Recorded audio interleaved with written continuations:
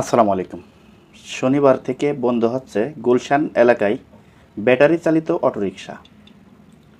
দর্শক, আপনারা জানেন যে বাংলাদেশে বর্তমান ব্যাটারি চালিত অটোরিকশা এত বাড়া বেড়েছে যে এমন কোনো জায়গা নেই, এমন কোনো শহর নাই যেই শহরে ব্যাটারি চালিত অটোরিকশা নাই।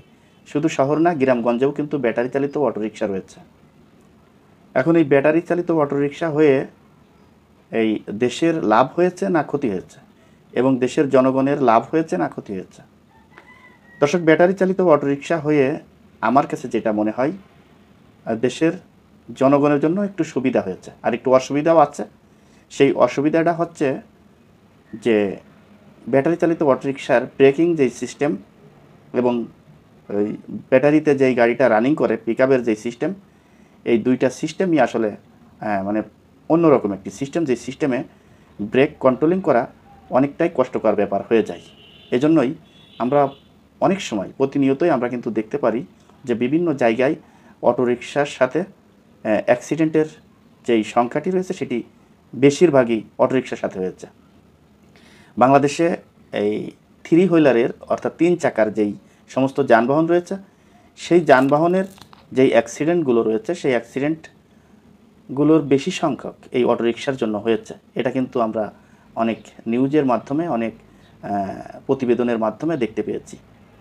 এখন কথা হচ্ছে যে এই যে লক্ষ লক্ষ অটোরিকশা বাংলাদেশে, এই অটোরিকশা হওয়াতে এই সাধারণ অনেক যে গরিব মানুষ রয়েছে বাংলাদেশে, যে সমস্ত মানুষগুলো এখন ইনকামের একটা রাস্তা তৈরি করে নিয়েছে এই অটোরিকশার মাধ্যমে।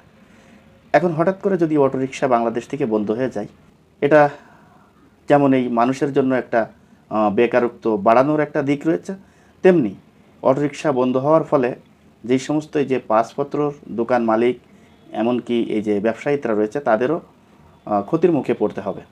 এখন সব মিলিয়ে বাংলাদেশটাকে যদি সুশৃঙ্খল এবং অ্যাক্সিডেন্টের হার যদি কমাতে হয়, তাহলে অটোরিকশাগুলো আসলে বন্ধ করাই উচিত।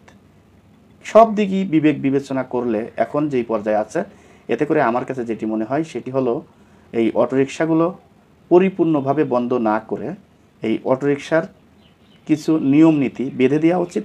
এমনকি এই অটোরিকশার যেই ব্রেক ইন সিস্টেম এবং অটোরিকশার যে সিস্টেমগুলো, এই সিস্টেমগুলো পরিবর্তন করা উচিত। তাহলেই দেখবেন অ্যাক্সিডেন্টের হার অনেকটাই কমে যাচ্ছে। এমনকি এই যে যেই ড্রাইভারগুলো রয়েছে, অটোরিকশার চালকগুলো রয়েছে, এদেরকে প্রশিক্ষণ দেওয়া উচিত। প্রশিক্ষণ দিয়েই এদেরকে গাড়ি চালানোর অনুমতি দেওয়া উচিত।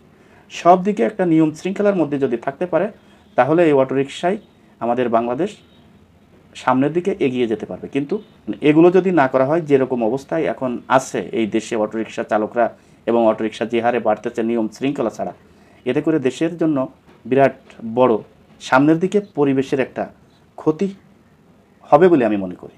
দর্শক, আজ এই পর্যন্তই। পরবর্তী ভিডিও দেখার অনুরোধ জানিয়ে এখানে বিদায় নিচ্ছি। আমি মোহাম্মদ মিতুল হোসেন। আসসালামু আলাইকুম ওয়া রাহমাতুল্লাহি ওয়া বারাকাতুহু।